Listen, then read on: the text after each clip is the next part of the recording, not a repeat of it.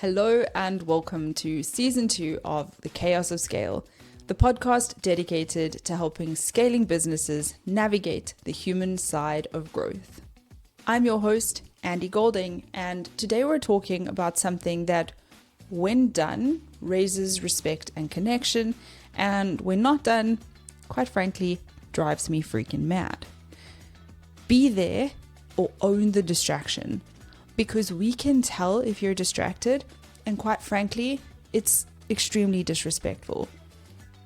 It also breaks culture, slowly and silently. Now, a word of warning, as we get into this is a hill that I'm prepared to die on, so parts of this episode might get extra passionate. As always, I promise to leave you with at least one thing to think differently about in how you work with others, and one actionable step to help you show up as a rad, or even more rad, human at work. You know the drill. Please like, subscribe, share, and for some extra kudos and gratitude, please leave a review. I was recently on a call about a project with hundreds of thousands of euros at stake. It's Monday morning. My internet at home is down, and there's also a handyman in the house who is making an absolute racket, but doing some very important work. Because of course, all of these things happen to converge in the same 60-minute window on the same Monday morning. A really important call, Wi-Fi issues, and some very noisy but necessary home repair work. Hotspotting from my phone wasn't working because of course it wasn't. So I'm joining the call from my phone, pitching for a project with an international partner, which is obviously a fairly important phone call, and I'm so distracted. I had to move rooms 3 times during the call because the handyman also needed to move around. At some point, our neighbor rang the doorbell over all of the noise, and when they rang the doorbell, our husky got overexcited and started singing the song of her people. Safe to say that these are not ideal conditions for a really important call. And it was obvious to them that there was some stuff going on for me and that I was having my attention pulled in a number of different directions. So I owned it. At a stage in the call, I told everybody what was going on, and I apologized for moving around or turning my camera on and off frequently. I explained that I was having the epitome of a Monday and apologized since these weren't ideal conditions, and I just wanted them to know that this was where I was coming from. And they all laughed because they related, because they've been there too. We all have. We're all human, and sometimes life is noisy, and sometimes there's just a bit too much noise around us to filter it and be fully present. And that's okay, provided we tell the people we're speaking to about it. I owned my human, I owned my distraction, and then they understood that I wasn't being half present. I wasn't being disrespectful. I was actually doing the best that I could in less than ideal circumstances. And that changes everything about an interaction. Suddenly, their perception that I may be disrespectful or uninterested is changed. They know what's going on for me, and we can meet each other on a human level. I was super frustrated by the situation, but it was an uncontrollable, and we never fight the uncontrollables. Rather, we lean hard into what we can control. I refused to be held hostage by this frustration at my home situation, so I owned it. I told the humans that I was speaking to about the very human Monday morning that I was experiencing. And by getting it off my chest, I could stop worry about looking unprofessional and disrespectful and actually show up as best as I could in that moment. I could be as attentive as the situation allowed me to. And this is what I mean by owning the distraction. A few days ago, I was in the waiting room of a Teams meeting, and a very important Teams message came in from another colleague. And I started responding and was deep into responding to it when the person I was waiting for joined the call, who was also a colleague. And I just said to him, listen, please give me 1 minute. Let me get this finished. Otherwise, I'm going to be trying to greet you and ask you how you are whilst half typing this message to somebody else. Let me go there fully for a moment, respond with a high quality response that moves them forward. Then it's out of my mind, and then I can be fully present here without it distracting me. And I did. And it worked out great because it meant that the conversation that I had with the person in the meeting was high quality and undistracted.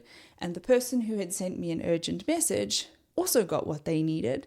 Quickly, they got a high quality response. And I was not fragmented in two places at the same time. I was in one place at a time and delivering high quality information in each.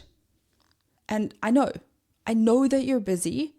Congratulations. So are the rest of us, but you can't multitask. You cannot multitask because no one can.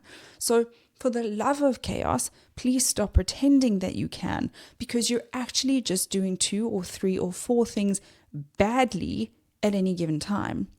Do one thing and one thing properly, or own the distraction.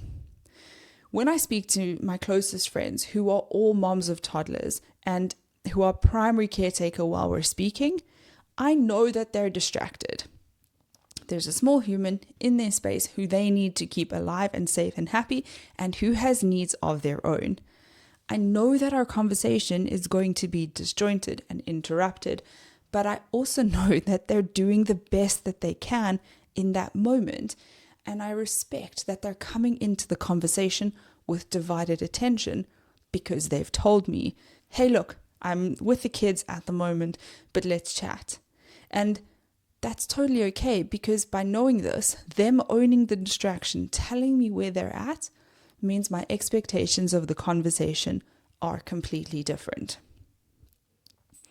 When I come to a virtual meeting and I can see that your eyes are moving all over the screen and your responses become kind of vague and vaguer and eventually just distracted nods, and I can see you typing, quite frankly, it's rude, it's disrespectful, and you're not going to help me solve anything.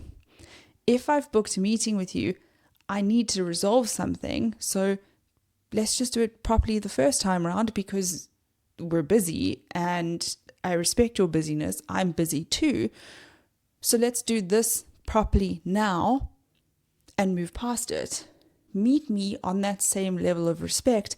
And if you can't, own it. If there are distractions getting in the way of you being fully present, it happens.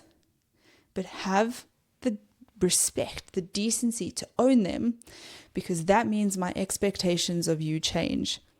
Tell me where you're at and I can manage my expectations accordingly. Is there noise in the building? Are you expecting a delivery? Does a colleague in a different time zone need something urgently? It's all fine. This is the nature of work.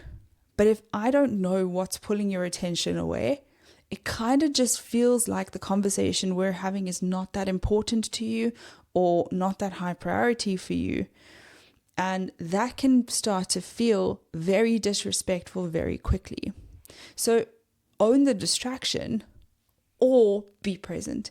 Be present there out of respect for the other person, and be present there for the quality of the conversation. If I've booked a meeting with you, I need you for something. I cannot solve this alone. So be there, be present the first time. Let's have a quality conversation. Let's close the issue. Let's move it forward. And let's not need a follow-up or a lengthy email chain. Let's solve it now. Let's get to done faster. Use the time smartly. Close the loop so we can move on to all of the other things sitting on our to-do lists as we navigate the chaos of scale.